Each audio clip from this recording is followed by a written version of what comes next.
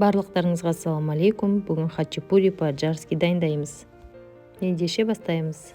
Сүт, су, қант саламыз, дрожж саламыз, жақсылап араластырамыз, тоз, жақсылап араластырып, ұн салып, жұмсақ қамыр илейміз. Сұйық май қоямыз, араластырып, жарты сағатқа қойып қоямыз.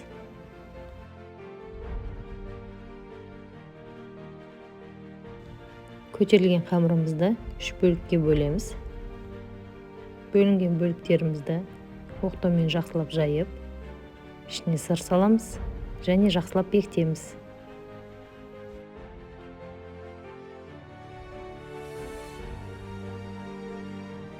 Қамырымызды аударып, астынан пышақпен осылай кесіп, қолымызбен ашып жібереміз. 180 градуста 20 минут пісіреміз.